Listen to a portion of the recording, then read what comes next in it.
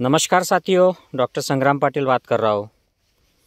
साथियों, मुंबई में भाजपा का एक तेलंगाना का विधायक आया था और वो कोई हिंदुत्ववादी संगठनों का कुछ कार्यक्रम था, उसमें उसने बोला टी राजा है वो, और ये बड़ा बदतमीज़ किस्म के इर्रेशनल संविधान के खिलाफ, हमारे सेक्युलरिज्म के खिलाफ, भाईचारे के खिलाफ बड़े आतंकित करने वाले बयान कर देने के लिए ये प्रसिद्ध है ये आदमी। और ये ऐसे लोग भाजपा में बहुत ग्रोथ करते हैं।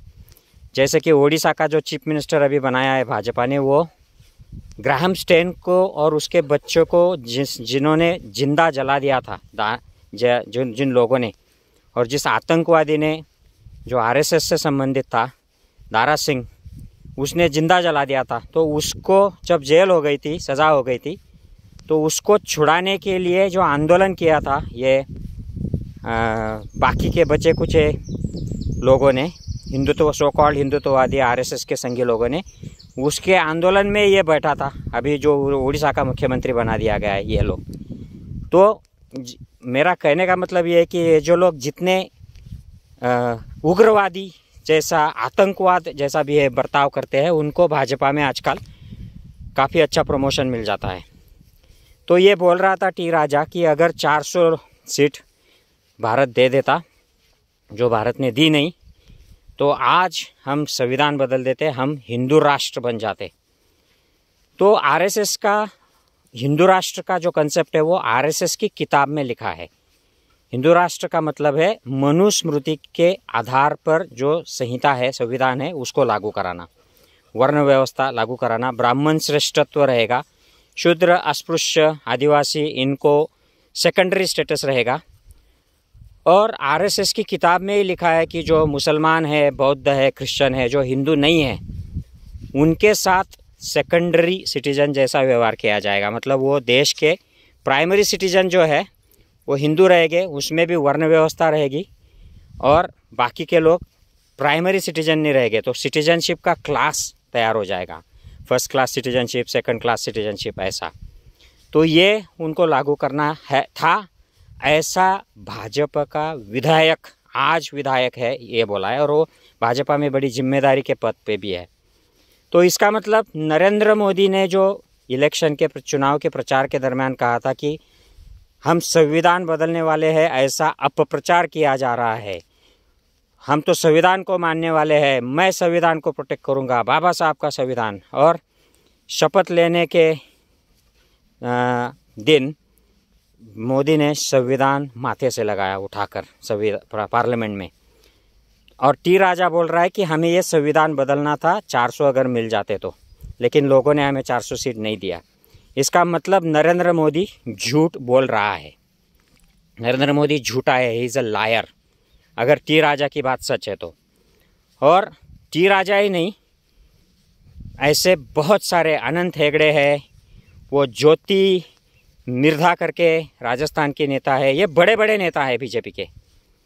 इन्होंने सब ने इलेक्शन के चुनाव के दरमियान कहा था, यहाँ तक कि मेरठ से जो रामायण का एक्टिंग, राम का एक्टिंग करने वाला अरुण गोविल भी बोला था संविधान बदलना है। अयोध्या का जो लल्लू सिंह करके बीजेपी का कैंडिडेट है, वो भी बोला था संविधान बदलना है।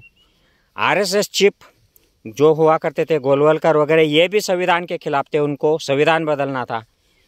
ये जो आज के आरएसएस प्रमुख है मोहन भागवत, इन्होंने भी संविधान बदलने की, आरक्षण खत्म करने की भाषा की है। मतलब ये सब लोग संविधान बदलने की भाषा कर रहे थे अगर 400 सीट इनके आ जाते तो। और जो लोग हैं एससी, एसटी, ओबीसी, इनका सबका आरक्षण भी ख़त्म कर देते।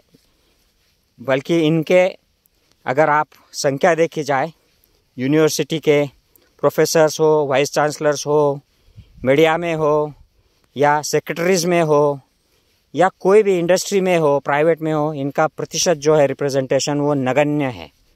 और ये नगण्य होने के बावजूद इनको इनका आरक्षण हटा देना था और इसको ब्राह्मणवादी राष्ट्र जो मनुस्मृति के आधार पर चलेगा, ऐसा संविधान लाना था।